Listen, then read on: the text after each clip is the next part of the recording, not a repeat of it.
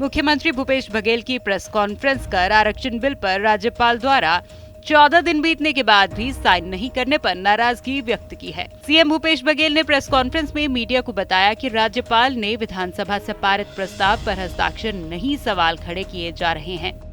राज्यपाल की ओर से पहले कहा गया था कि वो फौरन हस्ताक्षर करेंगी, अब उन्होंने अपना स्टैंड बदला है। सीएम भूपेश बघेल ने राज्यपाल की इस बात पर आपत्ति दर्ज करवाई है। विधानसभा से कोई पारित होने के बाद विभागों से जानकारी नहीं ली जाती और कुल मिला के ये है कि भारतीय जनता पार्टी के हाथों राजभवन के द्वारा सब खेल हो रहा है और ये ठीक नहीं है। और जब विधानसभा कार्रवाई होती है तो राजभवन सीधा सुनाई देता है, वहाँ स्पीकर लगा रहता है। तो क्या सारे प्रक्रिया के बारे में जानकारी नहीं थी राजभवन को? तो केवल ये भारतीय जनता पार्टी के हाथों में कठपुतली बने हुए हैं राजभवन के अधिकारी और उस प्रकार से उनके निर्देशों पे काम कर रहे हैं जो इस प्रदेश के हित में नहीं है।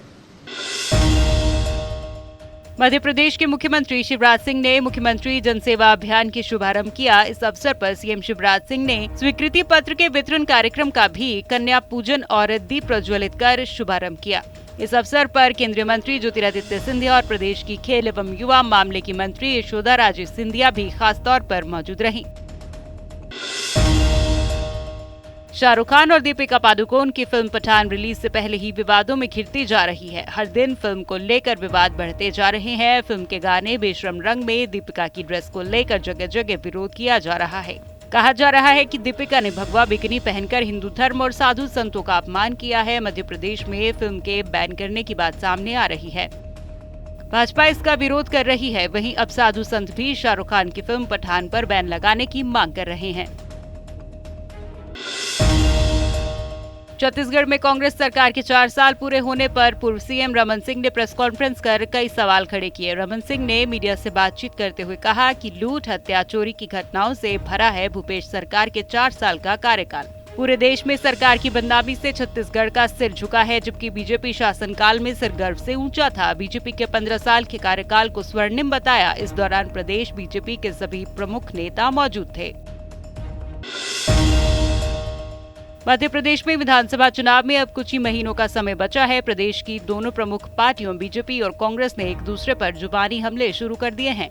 प्रदेश कांग्रेस अध्यक्ष कमलनाथ अब काफी एक्टिव हो गए हैं और सोशल मीडिया पर इन दिनों लगातार एक के बाद एक ट्वीट कर जहां एक ओर शिवराज सरकार को घेर रहे हैं तो वहीं दूसरी ओर कमलनाथ जनता से एक के बाद एक वादे भी कर रहे हैं। अपने वादे के जरिए वो हर वर्ग के वोटर्स को लुभाने की कोशिश कर रहे हैं। अब कमलनाथ ने शिवराज सिंह के मंच से अफसरों को सस्पेंड करने की बात को सिर्फ नौटंकी करार दिया। नुकसान हुआ है क्या मध्य प्रदेश में भी ऐसा हो सकता है? मैं नहीं मानता। मैं मानता हूँ कि गुजरात में जो कारण थे उसमें से बड़ा कारण था कि वो गृह प्रदेश है मोदी जी का और अमित शाह का। सर ये जो उससे शिवराज सिंह चौहान मतदाता कुछ प्रभावित हुआ। सर ये जो लगातार सस्पेंड कर रहे हैं इस पे क्या? हाँ, अधिकारी सस्पेंड कर रहे हैं शिवराज सिंह चौहान। ये उनकी नाटक नौटंकी है दिखाने के लिए। मंच पर तो कह देंगे मैंने सस्पेंड कर दिया, और क्या कागज में किया? ये प्रशासन के नजरिए से कितना मतलब कारगर है? मतलब जो ऐसा देखिए, ये अब बौखलाए हुए हैं, कोई ना कोई उपाय ढूंढ रहे हैं अपने यहाँ मीडिया में रहने के लिए। बस इनके पास, जब मैं जो हमेशा कहता हूँ, बचा है पुलिस, पैसा और प्रशासन। आप चुनाव से पहले कार्यकारिणी में फेरबदल कर रहे हैं? कहाँ से? भाई नीचे पीसीसी में। हाँ, पीसीसी चुनाव हुए हैं तो उस चुनाव के आधार पर वो घोषित हो जाएगा। वहीं प्रदेश के कृषि मंत्री और छिंदवाड़ा जिले के प्रभार मंत्री कमल पटेल ने कमलनाथ पर पलटवार करते हुए कमलनाथ को सठियाया हुआ बताया और कमल पटेल ने कहा कि वो मानसिक संतुलन खो चुके हैं और सठिया गए हैं, इसलिए उनकी बातों को कोई गंभीरता से नहीं लेता। सत्ता के बगैर कमलनाथ की हालत जल बिन मछली जैसी हो गई है। देखिए, कमलनाथ जी तो सटिया गए हैं। सत्ता से जाने के बाद में उनके मानसिक संतुलन खो दिया कमलनाथ जी ने। जैसे तड़पते ना मछली पानी से निकाल दो, तो ऐसे हाय सत्ता तड़पे। क्योंकि 15 महीने कमलनाथ जी ने सिवा मध्य प्रदेश को लूटने के, भ्रष्टाचार करने के कुछ किया नहीं, और इसलिए कमलनाथ जी की बात का कोई गंभीरता से नहीं लेता और सटिया गए। लेकिन हर सरकार का और शासक का दायित्व है कि जो अच्छा काम करे उसकी पीठ थपथपाओ, उसको सम्मानित करो, उसको प्रोत्साहित करो, और जो गलत काम करे उसको दंडित करो, सजा दो, ताकि समाज में व्यवस्था ठीक हो। छत्तीसगढ़ के खाद्य मंत्री अमरजीत भगत को अपने ही गृह क्षेत्र में विरोध का सामना करना पड़ा है। हालात उस वक्त बिगड़ते नजर आए जब एक साइकिल वितरण कार्यक्रम में मंत्री पहुंचे, जहां सैकड़ों ग्रामीणों ने उन्हें घेर लिया और जमकर नारेबाजी की। इस दौरान किसी तरह सुरक्षा कर्मियों और स्थानीय पुलिस ने उन्हें वहां से बचाकर निकाला और कार तक ले गए। इसके बाद उन्हें वहां से रवाना कर दिया गया, लेकिन एसडीएम, जनपद सीईओ, तहसीलदार समेत अन्य अफसरों को ग्रामीणों ने करीब 1.5 घंटे तक रोक कर रखा।